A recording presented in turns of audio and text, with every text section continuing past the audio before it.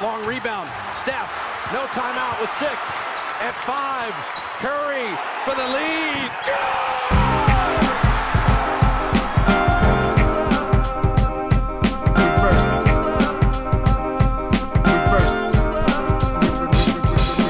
The game's a game. The game's a game. The game's a game. The game's a game. Always. Les playoffs suivent leur cours et forcément on est là pour décrypter tout ça. Aujourd'hui, podcast spécial avec Shai et Antoine. On va parler des finales de conférence.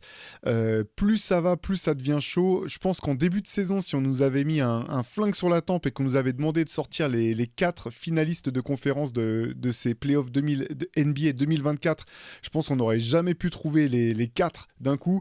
Donc d'un côté, on aura les Indiana Pacers face aux Boston Celtics qui sont probablement la seule équipe qu'on avait vu venir dès le début pour participer à ces finales de conférence. De l'autre côté, on aura donc les Dallas Mavericks opposés aux Minnesota Timberwolves, 2 demi-finales qu'on a hâte de voir débuter. Ça commence ce soir à l'Est. Shai, Antoine, petite question pour commencer sur l'aspect surprise. On va pas reparler du début de saison, mais même au début de ces playoffs, est-ce qu'il y a l'une de ces équipes que vous n'auriez pas du tout vu arriver jusque-là? Ouais, franchement, Indiana, hein, parce que Ok, normal. non mais c'est unanime parce que Minnesota, si c'est l'autre surprise, faisait quand même une très bonne saison régulière et avait des arguments. On sentait qu'ils pouvaient au moins passer un tour. Indiana, avant qu'il y ait toutes les blessures des adversaires, même avec l'enthousiasme qu'on avait eu pour leur jeu pendant la saison, franchement, dire finale de conférence, c'était quand même fallait y aller quand même. Donc ils sont très très en avance sur le plan de marche. Voilà, on va en reparler, mais c'est pour moi c'est la surprise, ouais.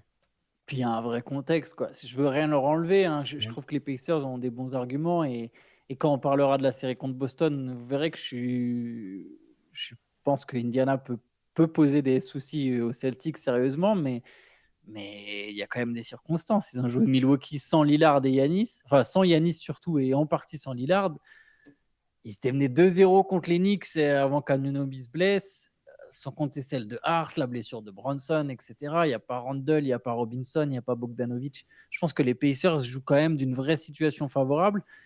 Il y a des trucs intéressants. Maintenant, tu vois, les Hawks aussi, ils ont fait une finale de conférence. Et l'année où ils vont en finale de conférence, personne ne les voit venir. Et derrière, il n'y a plus rien derrière. Donc, après, Indiana, ce n'est pas forcément ce qui va se passer pour Indiana. Mais je pense qu'il y a un parcours qui s'explique aussi par la santé des adversaires. Et pardon, je vais finir là-dessus. Mais juste, par contre, c'est à leur honneur parce que quelque part, c'est une équipe qui se repose sur 10 joueurs, Indiana. Et ben, ça t'évite d'avoir des blessés en fin de saison. Ouais, puis c'est une équipe au bout du compte qui a été opportuniste, qui a su saisir les opportunités qui se présentaient. Il fallait quand même aller les prendre, ces matchs, pour une équipe qui est quand même grandement inexpérimentée. C'est quoi? C'est finalement Pascal Siakam, bien sûr, le joueur le plus expérimenté de l'équipe, mais qui est arrivé tardivement dans l'effectif. C'est gros boulot quand même de Rick Carlisle au bout du compte, je pense, sur la saison, sur les résultats. Alors, tu as raison, Antoine, la série face aux Knicks, on ne va pas revenir dessus. Il y a un contexte qui est vraiment particulier, je pense, qui a été favorable à Indiana. Il y a quand même eu des ajustements intéressant dans le jeu et c'est une équipe, j'ai l'impression qui en fait, finalement on peut peut-être commencer par l'Est, parce qu'Indiana, j'ai l'impression que ce qui est intéressant, c'est que c'est une équipe qui est un peu multiforme et qui est en train de changer au fil de ses playoffs et d'affirmer j'ai l'impression que ils n'ont pas tout à fait la même identité de jeu, complètement du moins, que durant la saison régulière ou même qu'au tout début des playoffs. J'ai l'impression que cette équipe, elle est en train d'évoluer devant nos yeux. Ouais, mais c'est logique parce que, alors qu'au début de la saison, c'est logique parce qu'il y a quand même eu l'arrivée de Pascal Siakam, ça change de 3 choses dans le jeu. Alors, je suis d'accord avec ce que tu dis, c'est-à-dire qu'elle est un peu plus adaptable, un peu plus mature et prête dans le jeu, moins tournée vers l'attaque à 2000%, même s'il y a encore des cartons offensifs, hein, ils sont toujours sur un rythme très très élevé. Donc, je suis à la fois d'accord sur le fait que ça change et en même temps, il y a toujours cet ADN d'équipe décomplexée qui met du rythme, qui implique tout son effectif. C'est la profondeur de banc. Antoine l'a dit, c'est une équipe qui joue à 10 avec un banc très performant. Donc à la fois, il y a la recette qui a fonctionné et quelques évolutions, une meilleure alchimie entre Pascal Siakam et les autres joueurs majeurs de l'équipe, notamment Haliburton. Tout va mieux et c'est un talent de rester en bonne santé. C'est un talent de réussir à... Parce qu'on dit souvent que les playoffs et la saison régulière, c'est pas le même sport, on est assez d'accord là-dessus. Et des équipes comme ça, un peu surprises, qui ont une recette en saison régulière, parfois elles se heurtent à un mur en playoff parce qu'elles ne peuvent pas l'appliquer à nouveau. Et là, c'est quand même une équipe qui continue. J'avais noté quelques stats, je vous les sors maintenant. Ouais. C'est une équipe qui est toujours ultra tournée vers l'attaque. et sur l'adresse offensive. C'est le meilleur offensive rating de tous les playoffs avec 121,7. Boston d'ailleurs est numéro 2 avec 118,9. C'est l'équipe qui prend toujours le plus de tirs par match sur ces playoffs, 87,8. Et c'est plus de 6 tirs de plus en moyenne que les Celtics. Et c'est aussi l'équipe la plus à droite de tous ces playoffs, 50,7 d'adresse globale et 38% à 3 points. Donc il y a toujours cette recette qui pour l'instant n'a pas été plus contrariée que ça, parce que même s'ils ont dû passer par 7 matchs contre les Knicks et un premier tour qui était pas si simple mine de rien malgré l'absence de Giannis, c'est une équipe qui arrive à être fidèle à ses idées et à jouer décomplexé, comme je le dis à chaque fois, sans pression. Ils n'ont pas la même pression que les autres équipes. Enfin, à mon sens, eux peut-être se la mettent. Liberton n'arrête pas de dire qu'il n'a pas le temps, quoi. Il est là pour gagner tout de suite. Mais voilà, c'est une équipe qui est fidèle à ses idées, et c'est ce que j'aime bien aussi. Moi, je pense que l'évolution, elle s'est faite à partir du moment où il y a le trade de Pascal Siakam. Et si elle donne l'impression de continuer cette évolution, c'est sans doute parce que quelque part, il y a une alchimie qui se crée. Je pense qu'en fait, l'arrivée de Siakam, ça a forcé les Pacers à défendre un peu plus. Et il a fallu ce temps d'adaptation sur comment on défend plus tout en gardant nos points forts. Tu vois, et du coup, il fallait forcément réduire un petit peu le rythme, qui était complètement dingue, tout en gardant cette force dont parlait Shai, cette volonté de faire beaucoup de passes aussi. C'est un truc qu'on voit chez Liberton, c'est cette volonté de lâcher vite la balle.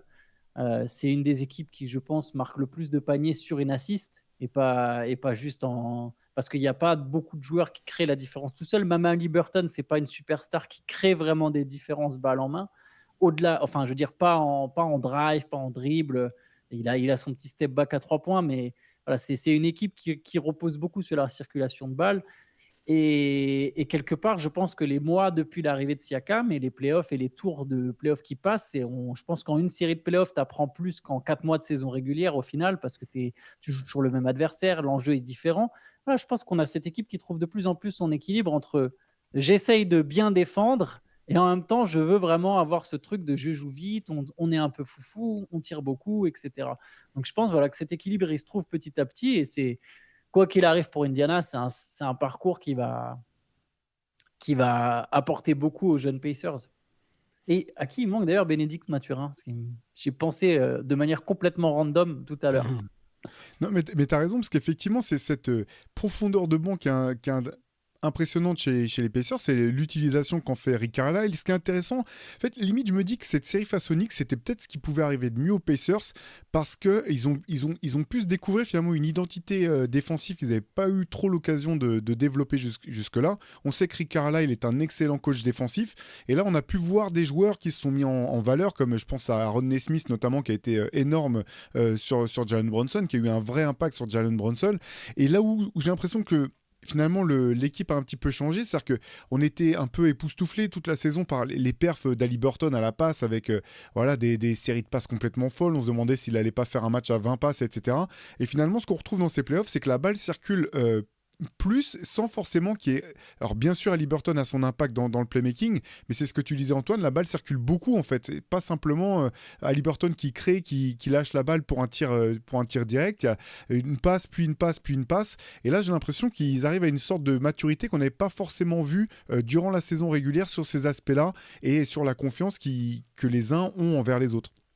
Et sur l'aspect défensif, pour y revenir rapidement, donc c'est une équipe qui est estampillée équipe offensive, évidemment, mais quand tu regardes le personnel, enfin les joueurs qui sont sur le terrain, individuellement, il y a des bons défenseurs. Alors, pas Haliburton en particulier, mais autour, tu prends Andrew Nembhard, c'est un bon défenseur. Miles Turner, c'est plutôt un bon protecteur de cercle. Il fait souvent des saisons dans le top, dans la dissuasion au niveau des contres.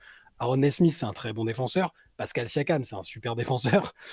Donc, au final, ils ont le monde. Même en sortie de banc, McConnell, en disrupteur, il peut très bien être un poison défensif. Donc, c'est ça qui est intéressant, c'est qu'ils aient réussi à garder cette parfois hallucinante capacité à attaquer fort. Là, le dernier match, ils mettent 130 points dans un game set au Garden. Même si en face, ils étaient cuits, ça reste pour moi très, très impressionnant. En shootant, on l'a dit, à une adresse historique. 67%. Et sur la première mi-temps, plus de 70%. C'est que ça n'a aucun sens. Mais voilà, c'est tout ça pour dire qu'ils arrivent à joindre ces deux qualités-là et que ça va être une des une des intrigues autour de cette série finale, parce que là, pour le coup, c'est Boston et c'est plus New York, c'est de réussir à jongler à trouver le bon dosage entre cette force de frappe offensive et ce qui commence à devenir une des capacités défensives intéressantes, je pense. Mais je pense qu'il y a une histoire de confiance. En fait, je me demande si les Pacers eux-mêmes se sentaient capables de bien défendre, et ça rejoint ce que vous dites tous les deux, et notamment aussi ce que tu dis Théo sur la série contre New York. Je pense qu'il y a un moment, ils se sont rendus compte, ah mais oui, en fait, on peut défendre. Après, il y a toujours la défense collective, c'est un peu particulier. Il peut y avoir et quand tu joues vite, tu te fatigues, quand tu cours, tu peux avoir moins de lucidité, tu peux plus facilement oublier des rotations, etc. Et puis ça demande, encore une fois, là aussi, beaucoup de vécu ensemble pour développer une défense collective, pour comprendre, déjà, pour respecter le côté de chaque rotation, et puis ensuite pour comprendre quels sont les points forts de chaque mec à côté de toi. Tu vois, des fois, si tu sais que le mec juste à côté de toi, il est un peu plus lent, il faut que tu prennes un pas d'avance, etc. Il y a plein de choses qui se créent avec des automatismes. Mais je pense qu'à un moment, il y a eu une prise de conscience de ah, mais en fait, on n'est pas juste une équipe offensive, on peut être plus que ça. On fait partie de ces équipes capables d'être bonnes des deux côtés du terrain. C'est pas tout à fait le cas non plus, hein. Ils encaissent encore 118 points sur 100 possessions sur ces playoffs. C'est une des plus mauvaises défenses. Mais il y a quelque chose, il y a des séquences.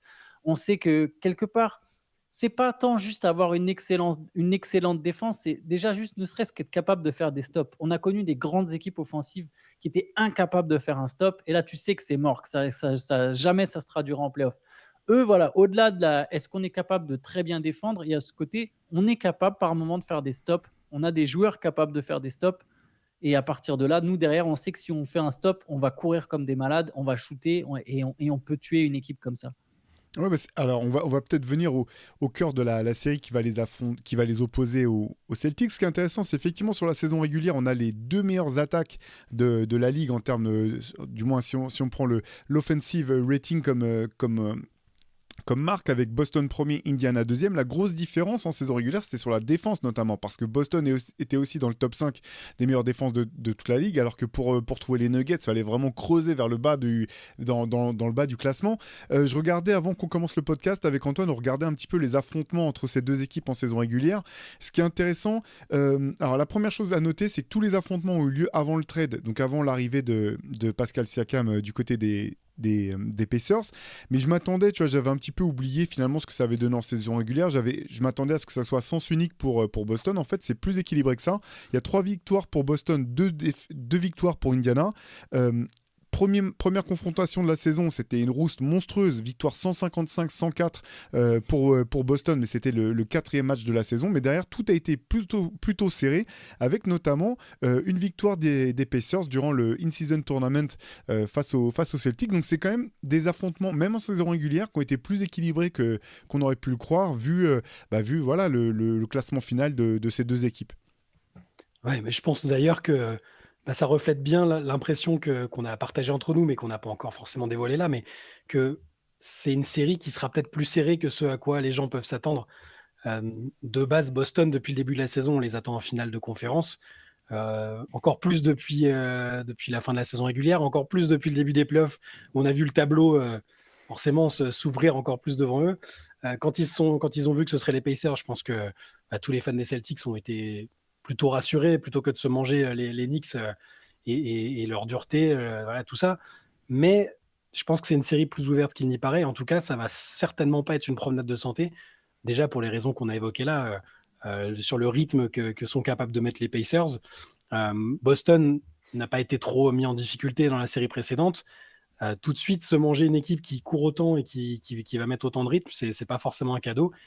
Et s'il y a cette confiance sur laquelle ils arrivent à surfer en termes offensifs, tout en étant à nouveau efficace défensivement, attention quand même. Et puis il y a évidemment l'intrigue, la question Porzingis qu'on devra évoquer un moment, parce que ça, lui, a été une des raisons pour lesquelles les Celtics ont fait une aussi belle saison. Et a priori, il va pas débuter, il débutera pas cette série. Voilà, juste une petite info avant que je te laisse la parole, Antoine. Donc, Porzingis qui devrait au minimum manquer les 2 premiers matchs de la série. Visiblement, c'était pas impossible qu'il revienne dès le match 3, même si ça semble quand même un peu prématuré. C'est marrant les étiquettes, parce que depuis le début, je comprends, mais je trouve ça erroné de penser que les Knicks auraient été Je sais que c'est pas ce que tu dis, Shai, d'ailleurs, hein, mais j'ai souvent lu ça. Quand les Celtics vont jouer les Knicks, ça va être beaucoup plus compliqué. Enfin, franchement, c'est marrant comment on rapporte parce que les Knicks ont du cœur, on joue sur. Comment dire, on fait une passerelle avec des durs, donc ils jouent dur, donc ils défendent dur, donc ils imposent un défait physique, donc ça va être dur pour Boston. Et moi, j'ai pas cette vision-là, en fait, d'une série Celtics-Knicks. J'ai pas l'impression. Par exemple, les Knicks. C'était aussi une équipe qui jouait vite au final. C'est une équipe qui voulait jouer offensivement en fait. C'était pas forcément une grosse équipe défensive. Oui, il y a du cœur avec Hart. Ça défend aussi. Bien sûr qu'il y a des mecs qui défendent. Tu vois, les DiVincenzo, les Anunoby, ils se battent, etc. Mais j'ai pas l'impression que les Knicks c'était la guerre des tranchées façon années 80, années 90. Genre on prend 80 points. Tu vois, c'était pas ça l'équipe des Knicks. Et c'est pas ça l'équipe des Knicks. Je sais qu'il y a Thibodeau, mais c'est pas non plus une machine défensive cette équipe de New York. Et surtout dans la configuration actuelle, vu le nombre de blessés, en fait, surtout s'il n'y a pas Anunoby, mais jouer New York aurait été, je pense, honnêtement plus simple, surtout quand tu n'as qu'un seul danger offensif, vrai danger offensif identifié, et que dans ton backcourt, tu as Derrick White et Jrue Holiday. Je pense vraiment que les Knicks auraient été un match-up plus simple pour les Celtics que les Pacers. Bon, après, ça, c'est une petite parenthèse, on ne saura évidemment jamais. Les Knicks diminués, j'entends bien sûr. Les Knicks au complet, c'est autre chose. Et oui, du coup, pour les Pacers, ça va être intriguant d'avoir une série potentiellement portée sur l'attaque, de voir qui sera le plus adroit. Je reviens sur Derrick White et Jrue Holiday. Ça fait encore pareil, deux mecs qui peuvent potentiellement aller gêner la tête du serpent. Est-ce que les Pacers vont chercher du coup à faire passer beaucoup de jeux par Siakam ? C'est des questions que je me pose. Mais voilà, juste, voilà, ça m'a fait réagir, ce truc de dureté. Je pense aussi effectivement qu'Indiana peut faire courir Boston, peut fatiguer Boston, peut surprendre Boston. On a vu que les Celtics, c'était aussi une équipe qui a tendance à se relâcher par moment. Game 2 contre Miami, ils avaient gagné le Game 1 tellement aisément que le Game 2, ils ont complètement relâché. Pareil, exactement la même chose, série contre Cleveland. Je pense qu'il y a un moment, Indiana, ils sont au complet, ils ont un banc. Les Cavaliers, ils n'étaient pas au complet, ils n'ont pas le même banc. Tu vois, tu ne peux pas te permettre. Les Pacers, pendant 48 minutes, ça joue de la qualité parce que tu as ton 5 majeur et derrière, tu as TJ McConnell qui, je me permets de doubler la mise là-dessus, je l'avais déjà dit sur un CQFR, je trouve que c'est le boss en fait. Je trouve que c'est lui le boss des Pacers. C'est très bizarre, j'ai jamais vu une équipe dont le boss c'est le meneur remplaçant, mais pour moi c'est leur général. Et d'ailleurs sur ce Game 7 contre New York, Indiana avait 20 points d'avance, New York revient à 7 points sans Bronson. Tu peux te dire que ça commence à paniquer. Qu'est-ce qui se passe ? McConnell, combat, il revient, il prend les choses en main, Indiana passe un 15-4. Et du coup, Indiana, ça va jouer sérieux pendant 48 minutes. En tout cas, ça va jouer intensément parce que ce ne sera pas forcément toujours sérieux. Tu vois, il y a des mots, il y aura des coupes dans le dos, des trucs que les Pacers vont se prendre, mais ça va jouer intensément pendant 48 minutes. Et les Celtics vont devoir matcher ça. Et pour l'instant, Boston n'a pas vraiment eu besoin de le faire, je pense, sincèrement. Et là, il y aura peut-être... Voilà, c'est les finales de conf. Il faut que tu sois capable de passer un peu un cap individuellement, mentalement dans ta tête en termes de niveau de jeu, en termes d'intensité. Si les Celtics ne le font pas rapidement, tu peux te retrouver sur une série qui a 2-2. Tu vois, il peut y avoir 2-2 avant le Game 5. Et là, d'un coup, tu as une pression. Tu as une pression de gagner le Game 5 alors que les Pacers, il n'y a pas de pression. C'est en mode, on est à 2-2 avant le Game 5. Vous vous rendez compte, on est à 2 matchs des finales NBA. Tiens, il peut se passer des choses dans la tête. Et les Celtics vont devoir jouer d'entrée. Et comme vous l'avez dit, il n'y aura pas Porzingis. Oui, je suis tout à fait d'accord avec toi. C'est intéressant que tu parles de McConnell parce que je trouve que c'est ce qui permet aux Pacers. En fait, les Pacers, ils sont toujours sur l'offensive. Parce qu'en fait, alors, Haliburton et TJ McConnell ont deux styles de jeu complètement différents, mais c'est deux joueurs qui, à leur manière, offensivement, mettent un rythme et une pression sur la défense qui est non-stop. Et tu fais très bien de noter les sautes d'humeur de Boston parce qu'en fait, tu as l'impression. Là, vu comme le tableau s'est ouvert quand même, sans vouloir faire offense aux autres équipes de la conférence Est, tu te dis, finalement, Boston est vraiment son propre ennemi potentiel, quoi. T'as l'impression qu'il n'y a que les Celtics qui peuvent stopper les Celtics. Et c'est vrai que c'est cette... Ce qui fait un petit peu peur avec cette équipe de Boston, mais c'est peut-être parce qu'elle n'a pas encore été suffisamment testée jusqu'à présent, c'est les moments où tu comprends pas pourquoi ils baissent de pied, baissent de rythme. Tu as noté les deux matchs là, des deux premiers tours qu'ils ont joués où il y a un moment tu les reconnais même plus. Et là, face à une équipe comme Indiana, tu peux te faire sanctionner, sachant que c'est une équipe qui est surprenante de par sa longueur de banc. Dans le match 7 des Knicks, ce qui a tué les Knicks, c'est de voir Nesmith mettre des tirs durs en sortie de dribble, voir Neymar mettre ses tirs en sortie de dribble ou en création.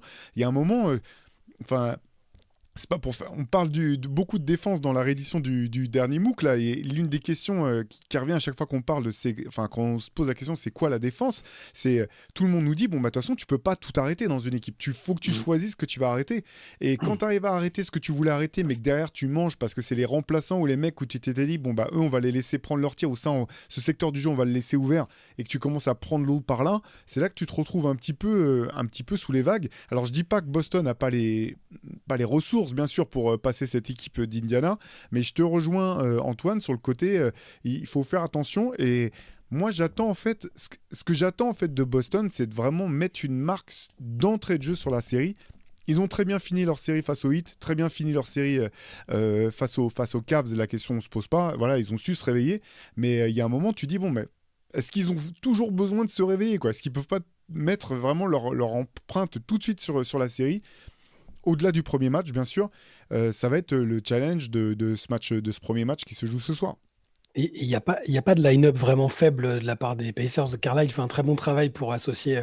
T'as suivi avec le second unit, avec Siakam qui est toujours sur le terrain et enfin, c'est redoutable hein, avec McConnell en chef d'orchestre. Et puis tu as des joueurs au final que le grand public connaît pas bien. Chez Ben Shepherd, il fait aussi des belles apparitions. Même des joueurs pareils, j'ai d'autres joueurs moins connus, mais Isaiah Jackson, Obi Toppin qu'on avait vu au Knicks, mais ça met toujours de l'énergie, ça joue toujours, et c'est en ça que Boston va être testé parce que et justement cette faculté à être constant et à tout de suite à imposer sa loi, ça va être très très important parce que les Pacers vont pas leur laisser l'occasion de tergiverser, je pense. Hein. C'est ce qui les rend menaçants. Moi, en début de saison, on n'avait pas forcément vu venir cette longueur de banc. C'est en ça que c'est surprenant aussi. Et l'ajout de Siakam fait qu'ils ont tellement d'options différentes dans le jeu qu'ils sont vraiment redoutables. Donc, après, c'est vrai que là, on a l'impression que. Alors, oui, on considère que les Pacers sont plus dangereux qu'il n'y paraît. Je pense qu'il faut quand même dire que Boston a largement les faveurs des pronostics. Et a priori, on pense tous les trois, je pense que les Celtics vont passer. Juste quand on avait lu ici et là, c'était bon, ça va être un sweep. Les Celtics vont arriver en finale avec des chaussons. Ça, non, je pense pas. Par contre, je pense que les Celtics vont vraiment devoir s'employer. Tatum, Brown et les autres vont devoir faire vraiment des prestations très très sérieuses et c'est pas gagné du tout. Ouais, parce que c'est vrai que pour rester encore un petit coup sur Indiana, ça a été leur grande force, finalement, leur longueur de banc, le fait que les mecs se montrent au niveau, mais on sait que c'est parfois aussi la limite en play-off, parce qu'à un moment, t'es pas remplaçant ou t'es pas un joueur de rotation complètement par hasard en NBA. Et c'est ce qui fait la différence entre les runs historiques, comme je pense aux Mavericks de 2011, qui vont et qui finissent champion NBA. Ils le font parce que finalement, les Deshaun Stevenson ou même les Peja Stojakovic en pré-retraite avec le déambulatoire, ils ont réussi à être performants encore loin dans la saison, tard en playoff. Et c'est pas forcément une garantie en fait. Et donc, on parlait tout à l'heure des remplaçants de ces joueurs de rotation d'Indiana qui sont exemplaires jusqu'à présent. Là, face à cette équipe de Boston, si les Pacers effectivement veulent avoir une chance, il va falloir que ces joueurs-là aient le rendement habituel, parce qu'on sait quand même que Indiana aussi va se confronter à une équipe qui est, même s'il manque Porzingis, qui est plus forte en l'état que celle qu'elle a affrontée jusqu'à présent, tout simplement parce que on va pas revenir tout le temps, mais pas de Giannis au premier tour face aux Bucks, et puis une équipe des Knicks qui s'est vraiment bien battue, mais au bout du compte qui était trop diminuée pour pouvoir exister complètement. Il y aura un super duel entre Peyton Pritchard et TJ McConnell. C'est rien que pour ça, les deuxièmes cartons vaudront le coup d'œil. Tu te demandes qui va gifler l'autre en premier. C'est trop. Il faudrait juste les laisser jouer en 1 contre 1. Et juste à 1 contre 1 et on détermine au moins 2 matchs là-dessus. Tu vois. Mais juste la profondeur de banc, c'est sous-coté et sur-coté à la fois. Ce que je veux dire par là, c'est que c'est important d'avoir du banc. Tu vois, on peut le voir pour certaines équipes, les Suns, pas d'apport en dehors du banc. Les Nuggets, presque, tu vois, un manque un peu au-delà du 6e homme, il y a un vide. Mais en même temps, avoir 12 joueurs performants, ça ne sert pas non plus de ouf en play-off. Tu vois, c'est bien si tu as des blessés, parce que tu as des mecs qui du coup sont interchangeables, mais en vérité, en play-off, tu fais jouer 8 gars. Les Pacers, c'est presque une exception. Tourne à 8, hein. Exactement. Ouais. Les Pacers, c'est presque une exception. Par exemple, les Timberwolves, ils font jouer 8 joueurs et ça suffit. Là, ils ont 3 bons remplaçants. Il faut avoir 3 bons remplaçants. Les Celtics sont 3 bons remplaçants. Ce que je veux dire par là, c'est que il y a quelques minutes, je disais, ouais, les Pacers, ils vont jouer intensément parce que sur leur banc, direct, comme on l'a dit, tu vois, ça met tout de suite du rythme, ça maintient un certain niveau. Par contre, je suis d'accord, tu n'es pas remplaçant par hasard en NBA. Et ce que je veux dire par là, c'est que si tu es remplaçant, c'est qu'a priori, tu n'as pas toujours le niveau pour être titulaire. Les Celtics, et on en revient à Boston, si eux, ils jouent sérieux avec de l'intensité, Jason Tatum et Jaylen Brown, ça massacre quand même les remplaçants des Pacers. J'exagère avec le mot massacre, mais c'est pour dire, bah, c'est bien, ton banc, il est cool, mais nous, on laisse notre 5 majeur pendant 40 minutes et notre 5 majeur, il est beaucoup plus fort que ton banc. Donc, vas-y, fais rentrer tes Obi Toppin, TJ McDonnell. Non, ouais, bah, c'est cool, ouais, salut. Moi, c'est Jason Tatum. Enfin, tu vois, si tu as 4 All-Stars dans ton 5 majeur et que ton 5 majeur, il joue 40 minutes, tu t'en fiches qu'en face, ils aient un très bon banc qui va leur donner 20 bonnes minutes. Vu que de toute façon, tu vas avoir tes remplaçants que 8 minutes sur le terrain. Et en plus, les Celtics ont des bons remplaçants. Peyton Pritchard est un super joueur. Sam Hauser est un bon joueur. Alors Ford se retrouve titulaire, donc ils n'ont pas vraiment un vrai top 8. Ouais, c'est Luc Cornet après Mais qui. voilà, c'est ça. C'est un Avec peu sa- différent, mais il a fait, avec il a fait quelques bons matchs. Oui, puis il y a toujours sa botte secrète. Ouais, La cornette, c'est quoi déjà? Je ne me rappelle je plus. sais pas. Corner Ça m'énerve contest. au plus haut point. Cornette contest, merci. Voilà. Mais bon, bref, tout ça pour dire que la profondeur, c'est cool. Mais si en face, tu as une équipe en bonne santé et qui est concentrée dans sa tête, qui est appliquée et qui se dit, OK, là, on est en finale de conférence, on est obligé de jouer sérieux chaque possession, ne serait-ce que pour se préparer pour les finales. Parce que si tu es Boston et qu'effectivement, tu joues encore un peu avec le pied sur le frein, OK, peut-être ça passe. Je pense que ça passe encore contre Indiana. Je veux dire sincèrement, je pense même contre Indiana, même si il laisse un ou deux matchs en route, a priori ça passe. Oui. Mais par contre, si tu gardes cette habitude jusqu'à là, fin mai, début juin, tu as encore cette habitude-là, et d'un coup, 5 jours après, tu vas me dire que tu dois changer toutes tes habitudes, et dès le game 1, chaque possession compte, je suis pas sûr. Je pense qu'il faut qu'il y ait une montée en puissance graduelle, parce que derrière, tu joues Minnesota ou Dallas, si tu n'es pas en mode d'entrée agressif, tu vas avoir l'impression de te prendre un coup de coude en pleine tête, quoi. Donc je pense que Boston doit vraiment sur cette série se dire, mais quel que soit l'adversaire, c'est le moment d'hausser notre niveau de jeu, pas seulement parce qu'on joue telle ou telle équipe, mais parce qu'on est en finale de conférence. Ce qui va être intéressant à suivre aussi, c'est que finalement, ces équipes, alors elles ont beaucoup de différences, mais un des aspects qui les rassemble, c'est quand même l'utilisation du tir à 3 points. C'est deux des équipes qui se servent le plus du tir à 3 points dans leur voilà, offensivement. Ce sont dans les équipes toujours en lice, ce sont les deux équipes les plus à droite sur ces playoffs dans le tir à 3 points. Donc il y a aussi cette donnée-là qui peut rentrer en ligne de compte, c'est quelle équipe sera capable de trouver d'autres solutions si l'adresse à 3 points n'est pas au rendez-vous. Et on sait que pour Boston, encore une fois, je pense que Boston a toutes les armes pour être plus qu'une équipe simplement entre guillemets, qui tire à 3 points. Je pense qu'elle a toutes les armes pour pouvoir avoir de l'alternance dans le jeu. Mais ça sera peut-être une des données stratégiques un petit peu à observer, du moins en attaque. Si le plan de jeu défensif d'une des deux équipes arrivait à vraiment gêner l'adresse à 3 points ou même la prise de tir de tir ouvert dans ce registre-là, voir qui sera le plus à même de s'adapter. Là, encore une fois, en théorie, ça devrait être Boston, je pense, par le profil des joueurs, tout simplement. Bah oui, non, bah c'est ça. Je pense que là, sur cette adresse à 3 points, je regardais sur les derniers matchs, Boston continue d'en prendre beaucoup plus, même qu'Indiana. Ils ont continué d'appuyer sur de tirer ce levier-là parce que ils sont capables de faire des choses assez irrationnelles là-dedans. Et même les joueurs de banc dont on parlait tout à l'heure, un Sam Hauser, on l'a vu faire des choses assez dingues à 3 points. Ils sont capables de tout. Je reviens juste à la question de Porzingis parce que c'est au final, à Horford dans le 5, il y a quand même pire comme remplaçant. Tu vois, ils sont pas dans une situation où il te manque ton pivot titulaire et derrière t'as rien. À Horford, c'est quand même un joueur extrêmement expérimenté qui était titulaire les autres saisons. Mais attention quand même, parce que Porzingis, dans la dissuasion, dans la place qu'il prend, dans ce qu'il est capable de faire aussi offensivement, c'est une vraie différence. Alors peut-être qu'on peut si on est optimiste pour les Celtics, on peut se dire que ça comptera surtout en finale. Son profil, il sera déterminant en finale, quel que soit l'adversaire, et qu'ils peuvent théoriquement s'en sortir sans lui, au moins dans un premier temps. Mais il faut, je pense, pas négliger son absence parce ça a vraiment été un super recrutement et il a fait des choses qui ont permis à Boston de finir sur ce bilan-là et d'être la meilleure équipe en saison régulière. Donc, qu'il manque 2 matchs, 3 matchs, j'aimerais bien, moi, personnellement, le voir revenir dans cette série au moins, qu'il puisse se réacclimater, reprendre le rythme. Parce que c'est jamais facile aussi pour les joueurs de ce gabarit-là.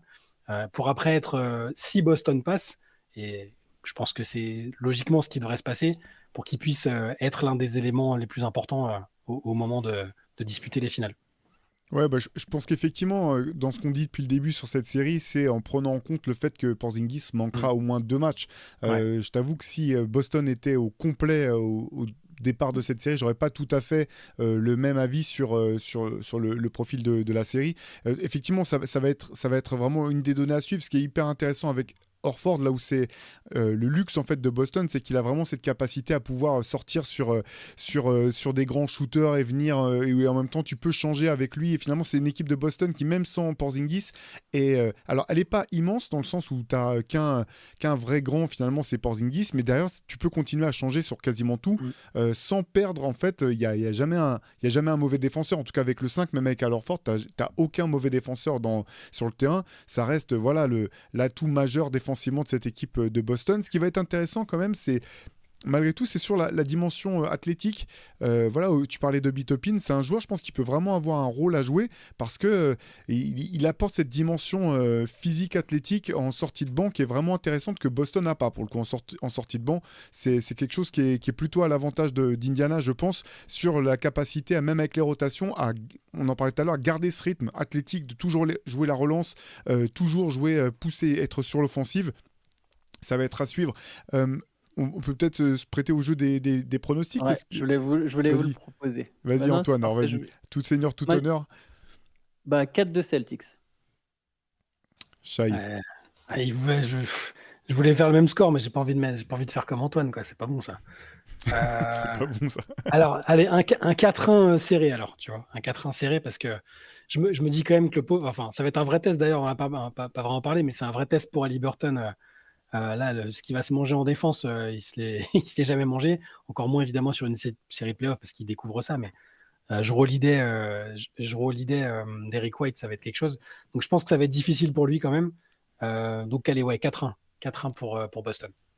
Ouais, c'est dur. Bah, je vais dire 4-2 aussi comme Antoine, ça allait être mon pronostic du début. Donc, ouais, je vais rester là-dessus. C'est un pronostic un peu, comment dire, optimiste, malgré tout, je pense, pour Indiana. Voilà, par contre, ça va être intéressant. Tu vois, je me serais pas dit, si on m'avait dit, bon, bah, il va y avoir Boston-Indiana en finale de conférence au début des playoffs, je me serais dit, bon, bah, ça va être une boucherie, on peut plus direct passer à la finale. Je pense que la série peut vraiment être intéressante. Et encore une fois, ce qui est... Enfin, moi, ce que je savoure particulièrement dans ces playoffs 2024, c'est on en a déjà parlé de la différence d'arbitrage entre ces playoffs et la saison régulière. C'est vraiment les défenses ont repris une importance majeure dans ces playoffs et ont forcé à des ajustements de match en match. On voit l'importance pour le coup que les ajustements ont. Et voilà, cette série entre Joe Mazzulla et Rick Carlisle, même de ce point de vue-là, j'ai hâte de voir ce que ça va donner. On bascule un petit peu sur l'Ouest.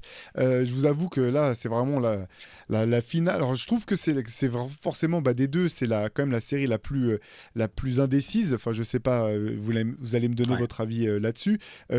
Quelques données assez intéressantes, c'est que pour le coup, les enseignements de la saison régulière ne servent à rien du tout parce que chaque fois que ces équipes se sont jouées, c'était avant les trades de février. C'est-à-dire que les Mavericks n'avaient pas du tout la même équipe que celle qu'ils ont actuellement. Et même sur leurs 4 confrontations, le duo Luka Doncic, Kyrie Irving n'a joué qu'un seul match, un seul des 4 matchs qui ont opposé ces deux équipes. Donc vraiment dur de se servir de la saison régulière pour tirer des enseignements.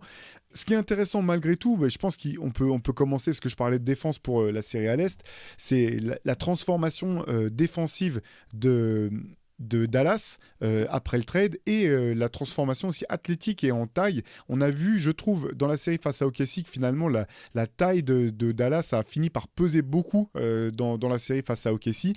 Là, on se retrouve avec encore une fois en termes de taille, peut-être la taille au-dessus en ce qui concerne les Wolves. Quel est votre sentiment au sortir de ce match 7 incroyable de Minnesota et quant à la série qui s'annonce face à Dallas? Ouais, je reste peut-être trop un peu sur le choc de la victoire des Wolves et sur ce qu'ils ont montré. Parce que je répète qu'en termes défensifs, je crois pas avoir vu une série d'un tel niveau de la part d'une franchise depuis peut-être ce que faisaient les Pistons à une autre époque. Mais en 2004, je trouve que c'était sidérant quand ils ont été capables de museler une équipe aussi forte comme ça. Donc, je sais pas, j'ai l'impression que Minnesota, même avec les progrès que tu as évoqués en défense, du côté de Dallas qui sont réels. Hein. Les changements opérés en cours de saison ont été très bons. Leur dernier match contre OKC est excellent. L'apport de joueurs comme Lively, Derrick Jones, c'est des joueurs qui arrivent à amener ce surplus défensif qui, moi, m'inquiétait en début de saison. Et je suis trop choqué par ce qu'a montré Minnesota pour me dire qu'ils n'ont pas cet avantage-là en défense.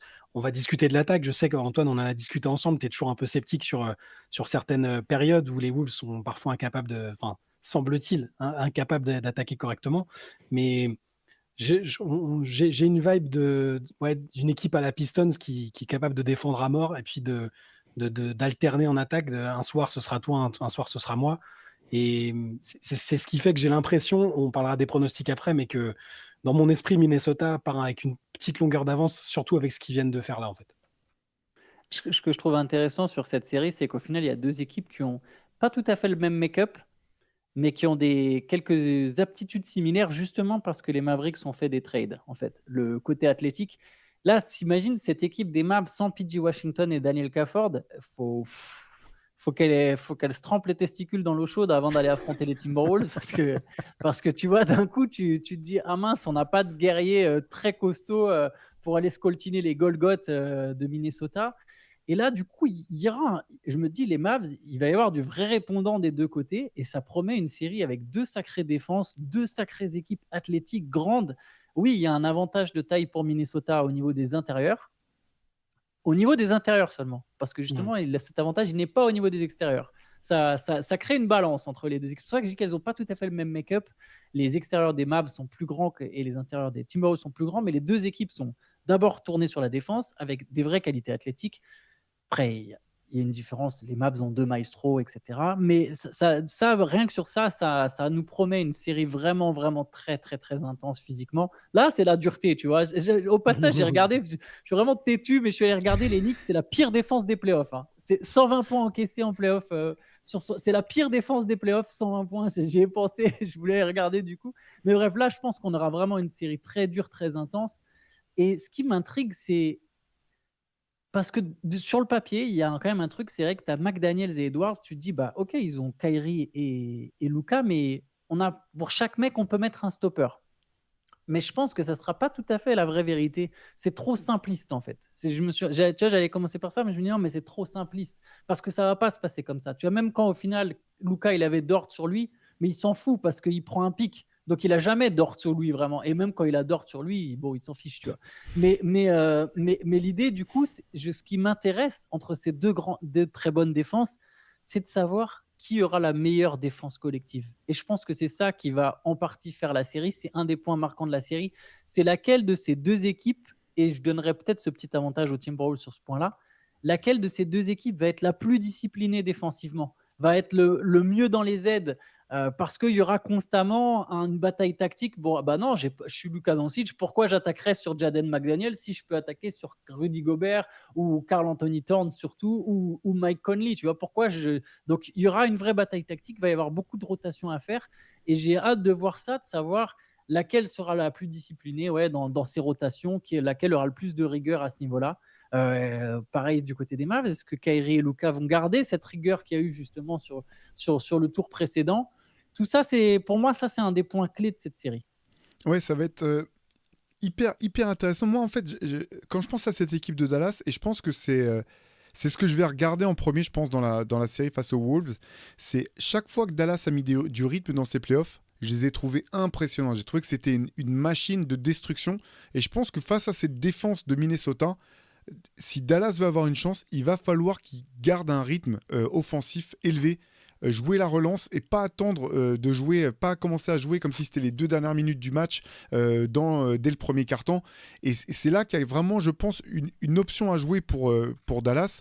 Et d'un point de vue défensif, ce que je trouve intéressant pour Dallas par rapport à ce que pouvait proposer Denver, c'est que, et ça va rejoindre ce que tu disais Antoine, c'est en termes de playmaking, clairement Dallas est au-dessus, je pense, avec son monstre à deux têtes, Luka Doncic, Kyrie Irving. Et ce qui est intéressant, c'est que Dallas a a des bons défenseurs, mais qui sont costauds et qui sont grands, en fait. Ce que finalement, Denver n'avait pas tant que ça. Il n'y a pas tant que ça. Et je pense que Dallas a plus de joueurs, finalement, à même de venir perturber et Anthony Edwards et Mike Conley par leur physique, par leur taille, par leur longueur. Et je pense que cette équipe des Wolves, effectivement, à l'inverse, on va revenir à ça, ce qui a été sa limite longtemps, c'est est-ce qu'ils trouveront suffisamment de playmaking pour pouvoir sanctionner la défense régulièrement, sachant que voilà, la défense des Mavs, elle était hyper impressionnante durant tous ces playoffs, et j'ai l'impression qu'elle a été se bonifiant en fait au fur et à mesure, et que même finalement au début, on était bluffé dès le premier tour de se dire, Kyrie et Luka défendent dur. Et maintenant, j'ai l'impression que c'est un peu devenu une habitude, en fait. Tu vois, sur les derniers matchs de la série, ils ont défendu dur, mais ça me sautait plus aux yeux comme au début parce que il y a des habitudes de jeu et de défense qui se sont mises en place. Donc ça va vraiment, comme tu le disais, Antoine, ça va être hyper intéressant d'un point de vue tactique, stratégique. Je pense que pour Dallas, il y a vraiment une chose importante sur le rythme. Voilà, commencer en mettant du rythme, et on en revient un petit peu à l'état de forme de Luka Doncic. Ça avait l'air d'aller un petit peu mieux sur la fin de série précédente. Là, il a eu quelques jours de repos parce que voilà, ils ont fini en 6 et puis derrière, les Wolves ont poussé leur série en 7.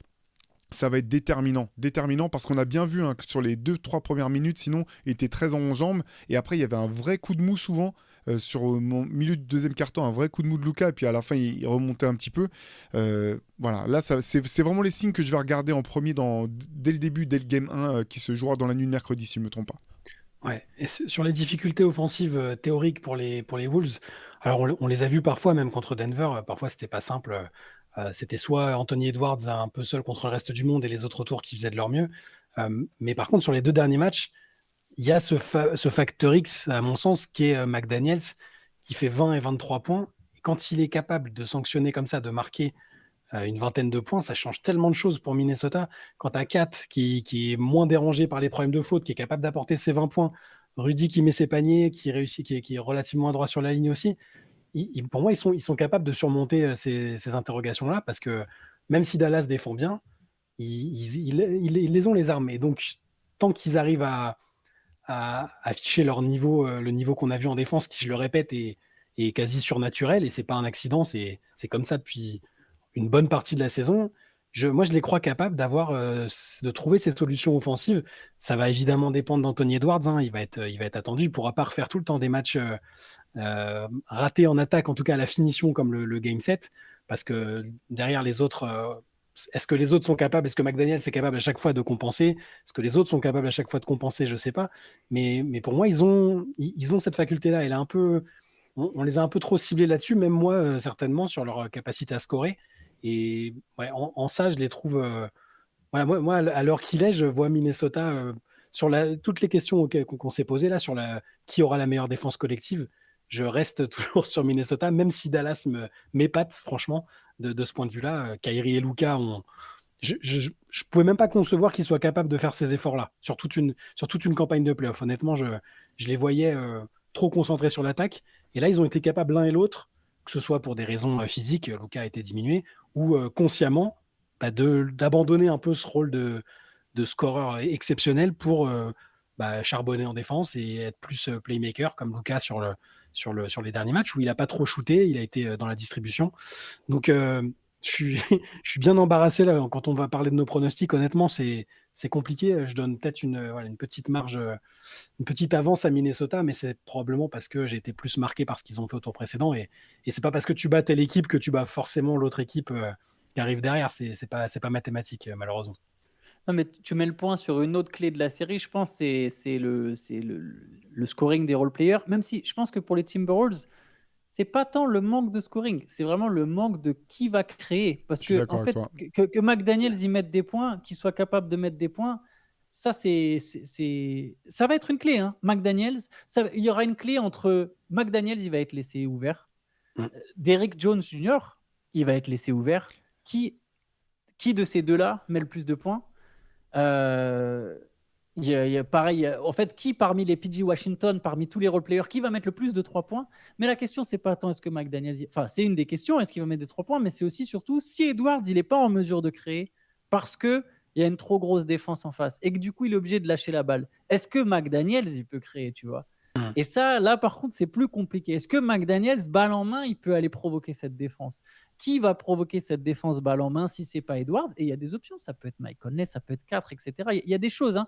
Je dis pas qu'il n'y a pas. C'est plus ça, la question de qui va. Et la question peut aussi se poser à Dallas. Mais tu sais qu'à Dallas, ça peut défendre suffisamment fort pour tenir le choc plus ou moins d'une série défensive, contrairement à ce que Denver, je pense, ne pouvait pas faire. Denver ne pouvait absolument pas se permettre. Mais en plus de ça, sachant que ça tient le choc, et derrière, si la balle, elle sort des mains de Luka, tu sais que tu as Kyrie, et j'irais même jusqu'à dire, il y a potentiellement PG Washington selon certaines situations. Et on l'a vu contre OKC, quand il s'est retrouvé en post-up, il a su créer, il a mis beaucoup de tirs dans le corner, et il a même su créer en dribble quand il est lancé, en fait. Quand il y a déjà eu un décalage, quand il y a un petit espace, là, il est capable d'attaquer ces espaces et de prendre un tir en flotteur parce qu'il est grand. Et c'est plus tant ça la question, c'est plutôt vraiment qui va créer à Minnesota si c'est pas Edwards. Moi, je pense que c'est effectivement l'une des grandes clés de cette série. Et pour moi, finalement, la question, elle tourne autour de Kat. Parce qu'en fait, Karl Anthony Towns, on en parlait ce matin dans le CQFR avec Antoine. Dans le match 7, il a été exceptionnel, il a été remarquable, et notamment à la passe. Et puis, je parle pas simplement de passe décisive, en fait. J'ai plusieurs exemples de moments où il reçoit la balle, et en fait, il voit qu'il va être un peu contesté, et fait la passe la plus simple, en fait. Juste la petite passe de décalage. Et ça, c'est une révolution, hein, parce que franchement, pendant des années, je maintiens que Karl Anthony Towns était le All-Star le plus catastrophique à la passe de toute la ligue. Non mais franchement, c'était du genre, il n'y a pas un mec de son statut qui était aussi mauvais dans la lecture des prises à deux et dans le fait de fixer, ressortir. Et là, dans les derniers matchs, enfin, notamment dans le dernier, je l'ai trouvé exemplaire vraiment. Et on en parlait encore, le moment où Anthony Edwards n'est pas bon. C'est Kat qui porte l'équipe et qui fait les bons choix. Hein. Franchement, il fait qu'une seule faute vraiment débile sur tout le match. Potentiellement, je pense que c'est lui qui peut apporter de la création parce qu'en fait, finalement... les autres joueurs, c'est à la marge, tu vois. On sait bien que ils vont pas jouer Jaden McDaniels, il va pas jouer pick and roll sur pick and roll ou on va pas faire l'isolation pour lui pour qu'il crée pour les autres. Au pire, on va le laisser ouvert et s'il pénètre, on va venir fermer la raquette et on verra bien ce qu'il sera capable de faire. Je pense que vraiment Kat a un énorme rôle à jouer dans cette série, ce qui est logique. Hein, finalement, c'est un All-Star, c'est potentiellement une superstar. Mais ça va être intéressant parce qu'effectivement, je pense qu'Anthony Edwards, là, Dallas, même s'il a été très gêné dans le dernier match face aux Nuggets, Dallas a vraiment les armes pour lui compliquer la tâche, plus, je pense, que ne pouvait le faire Denver sur la pure présence physique. Bien sûr, Kentavious Caldwell-Pope est un super défenseur, mais il est pas imposant. On a vu la dimension physique d'Edwards. Des fois, tu peux rien faire, c'est un tank. Et d'ailleurs, le match où Edwards a vraiment été gêné, le Game 7, c'est celui où les Nuggets ont enfin mis Aaron Gordon sur lui, en fait. C'est Gordon qui allait défendre sur lui et Edwards a eu pas du tout le même impact. Sauf que derrière, si c'est Gordon qui se charge d'Edwards, Kat, il a la voie libre et il a puni. Et pardon, Shai, je vais te laisser la parole, mais juste sur 4, parce que ça me fait penser à quelque chose. Il y a quand même, contre Denver, Kat, il avait une vraie mission défensive. On lui a dit, tu vas prendre Jokic. Ce qui peut en plus, si tu prends l'ego du bonhomme, lui, il peut le voir vraiment comme un truc en mode, on me fait confiance, c'est moi qui vais avoir Jokic, tu vois. Ça t'investit dans une mission. Quand on joue au basket, quand tu as une vraie mission claire défensive, ça te met dans un rythme. Ça te met dans un mood, en fait. Parce que tu sais que tu fais une tâche qui est pour l'équipe. C'est pas comme aller marquer des paniers, tu vois. Il y a vraiment, tu sais que tu as un rôle, et ça te lance dans ton match. Il avait ça contre Denver. Il y avait ce truc, mission collective, et je pense que ça a influé peut-être que je me trompe, mais je pense que ça a eu une influence sur tout le reste de ce qu'a fait Kat. Je suis dans mon mood de, ok, c'est moi qui ai Jokic, j'ai un rôle pour l'équipe. Donc pareil, en fait, quand je suis en attaque, je suis dans cette même état d'esprit de j'ai un rôle pour l'équipe, et j'attaque pour l'équipe, et je force pas les choses. Dans cette série contre Dallas, l'équipe est construite bien différemment. L'équipe de Dallas, il ne va pas avoir ce rôle défensif. Enfin, il aura évidemment un rôle défensif, mais il ne va pas avoir une mission claire. Il va être sur qui ? Sur Derrick Jones Jr. C'est un mec qui va devoir laisser seul à 3 points, tu vois. Ou il va être sur Gafford, mais il n'y aura pas une vraie mission, tu vois. Et du coup, j'ai hâte aussi de voir l'attitude de Kat, de voir est-ce que sans cette mission défensive très claire, est-ce qu'il aura encore ce réflexe de se dire je joue dans le collectif, est-ce que je garde cette même rigueur, tu vois? Est-ce que je respecte ce besoin du collectif? Je laisse le jeu venir à moi. C'est ça qui m'a marqué dans la série, en fait, contre Denver. C'est que pour une fois, Kat, il a vachement laissé le jeu venir à lui. Ah là, j'aimerais sur moi, j'attaque. Je suis ouvert. Mais tu vois, je viens pas forcer mon post-up absolument. Je viens pas forcer mon drive absolument. Je prends pas mon tir débile à 3 points juste parce que je pense que c'était Ça a vraiment très, toujours été très son juste. problème, hein. Ça a toujours Et été ça a son vrai- souci. Le Mais côté de justement, laisser et venir. notamment Ouais. en playoff, Ah oui. ça a été un gros problème, gros problème. La série contre les Grizzlies, si elle est aussi dégueulasse, c'est parce que Kat, il est dégueulasse. Et je suis désolé, ça paraît vénère, mais parce que je l'ai trouvé aussi excellent dans cette série contre Denver. Et là, contre Denver, il a vachement laissé le jeu venir à lui. Intimement, je suis un peu convaincu que c'est lié au fait qu'il avait une mission défensive. Et j'ai hâte de voir, est-ce que l'enjeu fait que Kat peut se dire, OK, ben là, moi, mon rôle, j'ai peut-être plus rôle défensif, mais il ne faut pas que j'attaque n'importe comment, en fait. Faut pas que je m'empile sur la défense ou juste je m'entête à prendre des tirs à 3 points parce que j'ai l'impression qu'il n'y a personne qui crée du jeu, tu vois. Et ça, je pense, c'est pareil, ça rejoint ce que tu disais, Théo, c'est vraie grosse clé. Quelle sera l'attitude de Kat? J'aurais eu peur il y a pas si longtemps. Et depuis qu'on voit Anthony Edwards un peu mic'd up où on l'entend parler, communiquer avec les autres, et il communique beaucoup avec Kat. C'est-à-dire, leur relation au début, je pense qu'elle n'a pas été si simple que ça, parce que Kat, il avait en tête le fait que c'était le franchise player, ça l'a été pendant des années, avec un succès très limité certes, mais on voyait le talent, hein. Il est difficile à nier le talent offensif de Kat. Et là, j'ai l'impression qu'il y a, ne serait-ce que sur le plan vocal, il y a du leadership chez Anthony Edwards. Il parle à tout le monde, même aux vétérans. Tu le vois parler avec Mike Conley. Il replace Mike Conley, quoi, alors que Conley, il a quel âge? 36, 37 ans maintenant. Et il le fait avec Kat, il le garde impliqué, même après les matchs sur les conférences de presse, quand il l'a un peu recadré en lui disant de toute façon, les matchs où tu prends 5 fautes rapidement, on peut pas gagner. Si tu te disperses pas, on gagne les matchs. J'ai plus la formulation exacte, mais c'est un peu ça. Et j'ai l'impression que, alors tu as raison, hein, ça va être intéressant de voir s'il aura une mission défensive, s'il arrivera à ne pas s'éparpiller. Mais j'ai le sentiment qu'il est dans un état d'esprit positif, et c'est un joueur de mood un peu, hein. C'est un joueur parfois il a envie de prouver des choses qu'il n'a pas besoin de prouver. Il a envie de se prouver à lui-même qu'il est ce joueur-là. Et là, il n'a plus besoin d'être ça. Il a besoin d'être une option secondaire, mais importante. Un joueur qui utilise sa taille pour défendre. Et il faut le dire, il faut le répéter, tu as raison, il a énormément... il a posé des problèmes, des challenges à Jokic, qui a dû s'employer pour marquer ses points à chaque fois. Et là, il va aussi être déterminant. J'ai moins peur qu'à une époque.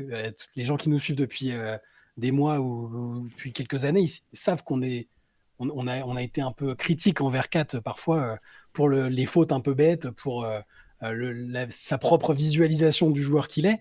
Là, j'ai le sentiment qu'il a la présence d'Edwards, la présence de Gobert aussi, maintenant qu'ils s'entendent aussi assez clairement mieux qu'à une époque, hein. Je pense que ça fait une différence aussi par rapport à l'année dernière.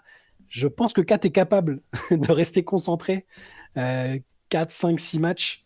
Au pire, il y en a peut-être un ou deux sur lesquels il sera moins performant, mais c'est fou, je ne pensais pas le dire un jour, mais j'ai l'impression que là, ça y est, Kat est sur son arc de rédemption et qu'il est capable de contribuer au fait que Minnesota puisse aller en finale.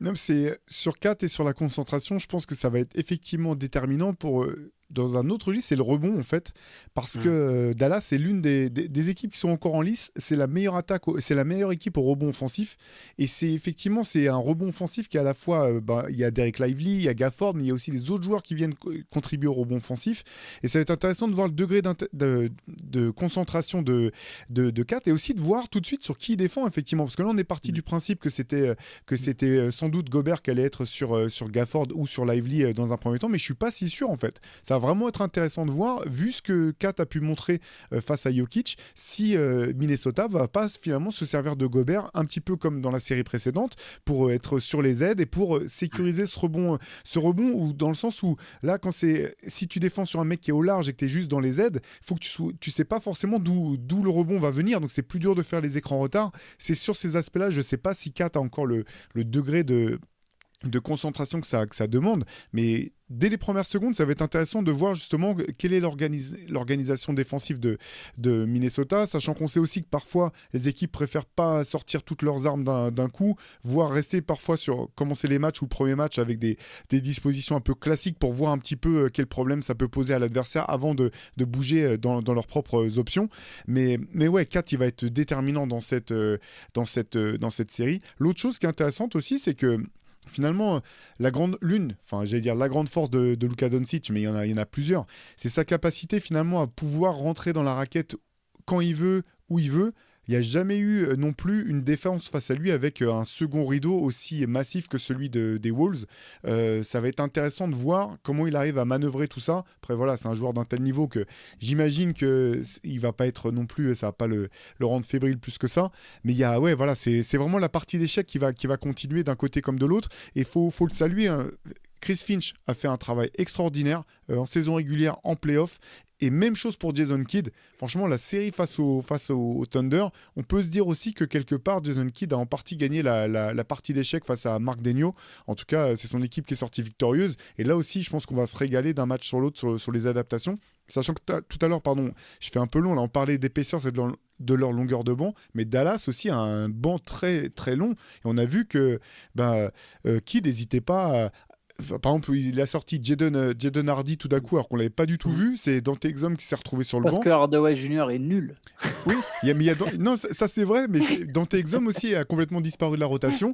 Donc voilà, il y aura différentes options à disposition pour J. Kidd. Ça va vraiment être intéressant.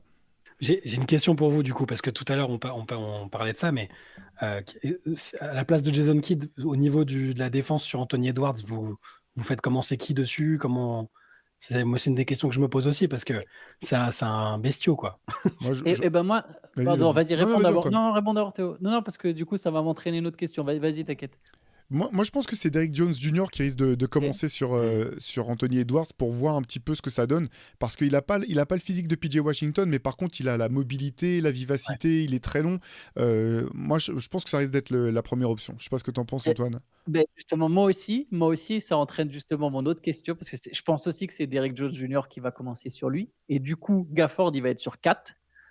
Parce qu'il faut quand même mettre un grand sur 4. Et ça amène mon autre question, c'est est-ce que les Mavs, ils vont oser mettre Luka Doncic ou PJ Washington? Et je pense que ça sera l'un des deux qui sera sur Rudy Gobert. Sur Rudy, ouais. Parce que je pense qu'il y aura une vraie pari de se dire, Rudy, il va pas nous tuer en attaque. Il y aura ce pari de se dire, regarde, tu auras constamment un match-up avantageux, mais on n'a pas peur. Et en plus, si tu viens de toute façon poser un écran pour Edwards, et tu vois, je pense qu'Edwards, c'est ça, il va demander. Si c'est Luka sur Gobert, et je pense que rien que pour ça, je mettrais PJ Washington sur Gobert. Je vous explique. Donc, du coup, Derrick Jones Jr., il est sur Edwards, PJ Washington, il est sur Gobert. Edwards, il a besoin qu'il y ait un switch. Alors, il peut toujours appeler 4 pour jouer un pick and roll et se retrouver face à Gafford.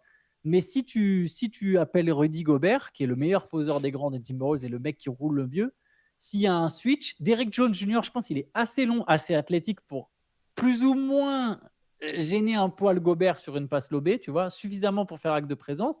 Et derrière, PJ Washington, il se retrouve sur Edwards, c'était plutôt bien, tu vois. Si tu mets Luka sur Gobert, là, Edwards, il va juste demander à ce qu'il y ait Luka face à lui et il va essayer de travailler Luka en vitesse. Et d'ailleurs, au passage, même sur ça, pour rejoindre du coup sur ta question de la défense sur Edwards, Luka, évidemment, il s'est fait prendre en vitesse par Shai Gilgeous-Alexander plein de fois. Il se fait crosser et ça arrivera pareil face à Edwards. Mais il est grand. Il a des bonnes jambes, il est puissant. C'est évidemment pas un bon défenseur, mais en fait, il est athlétiquement chiant. Tu vois, il est physique. Et Edwards, il est petit.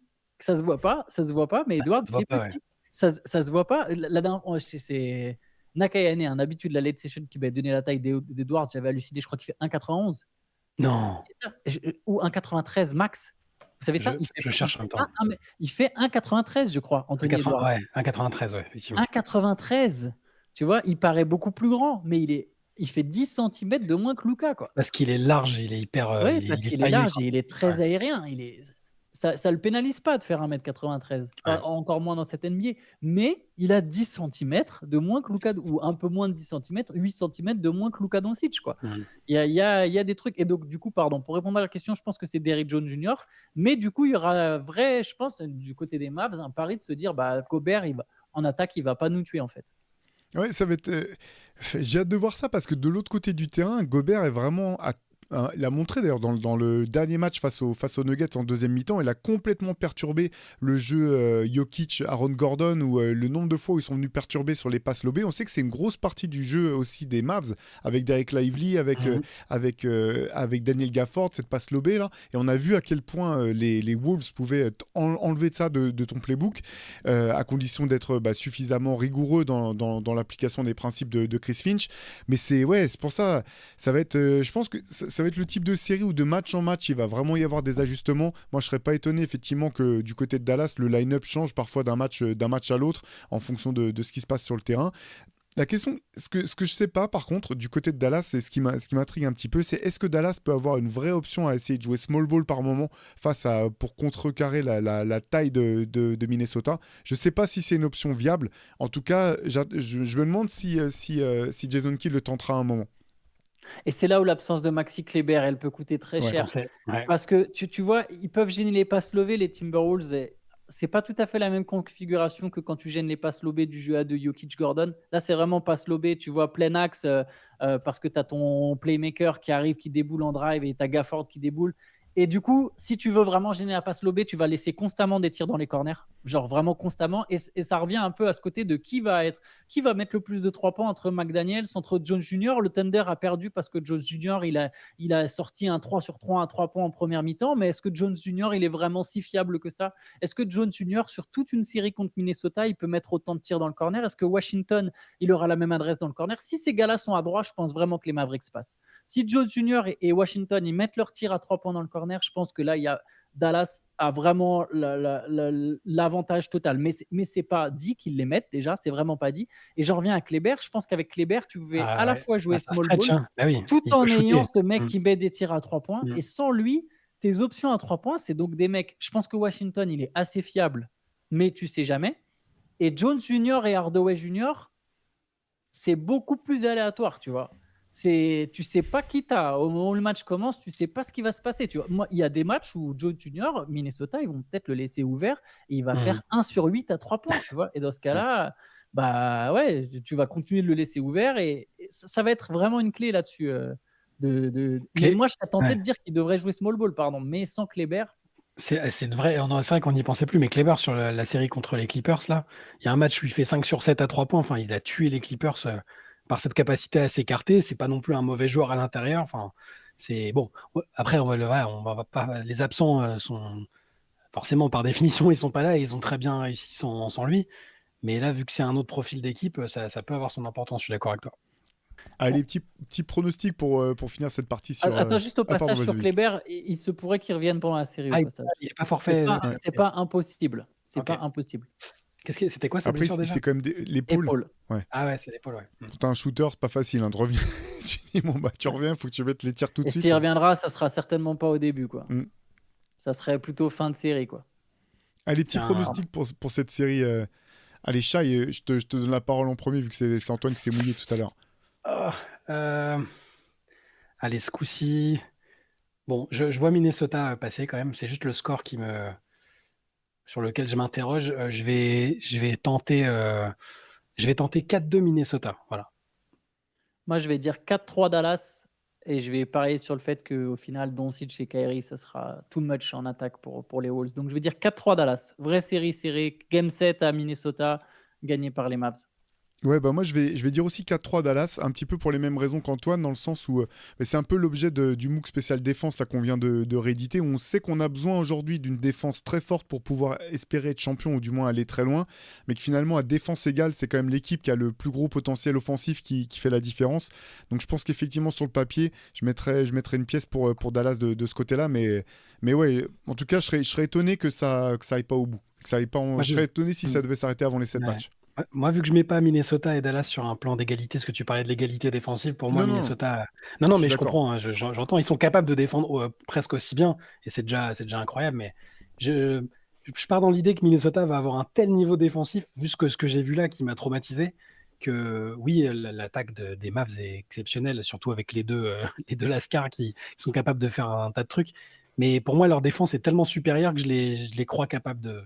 Alors 4-2, c'est peut-être optimiste, du coup, c'est vrai que ça ressemble à une série en 7 ultra serrée. On a vu On a vu contre Denver et même contre OKC, c'était assez serré. Mais allez, je reste sur mon 4-2 Minnesota et je suis tout seul sur mon île avec les Wolves. Et ça me va très bien. Mais je serais pas du tout étonné, par contre, que tu aies raison, hein, Shai. Et effectivement, juste pour repréciser, je dis pas que la défense de Dallas est aussi bonne que celle de Minnesota. Simplement, j'ai l'impression que c'est des défenses élites. Voilà, j'émettrais dans ce même groupe, même si effectivement la défense de Minnesota est encore plus forte, c'est clair.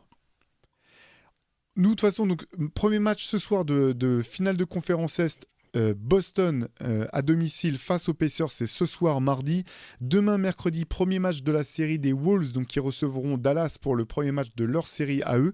Ce soir, vous pourrez retrouver aussi la Late Session en live sur Twitch. Venez discuter avec Shai. On dit qui y aura avec toi ou on le garde comme surprise? Parce qu'il y aura un invité. Comme tu veux. Non, gardons la surprise. Venez vous connecter pour voir qui est là. Voilà. C'est pas un joueur NBA, c'est pas un. Mais presque. C'est pas une star. C'est presque. Venez voir à 23h et quelques, possible, j'ai 5 petites minutes de retard ce soir aussi, mais venez discuter avec nous comme d'habitude. Pas de sujet en particulier, on discute des playoffs, d'autres choses, de ce que vous voulez, mais voilà, soyez là. Voilà, et puis nous, de toute façon, on se retrouve demain matin dans le CQFR pour débriefer ce premier match de finale de conférence. N'hésitez pas à nous dire, à nous donner, vos pronostics pour chacune des séries, nous dire voilà, s'il y a des choses que vous pensez qu'on a ratées dans cette petite preview. On vous dit à très vite, profitez des playoffs, nous on kiffe à fond, et on vous dit à très vite. Ciao. Ciao. Ciao, ciao.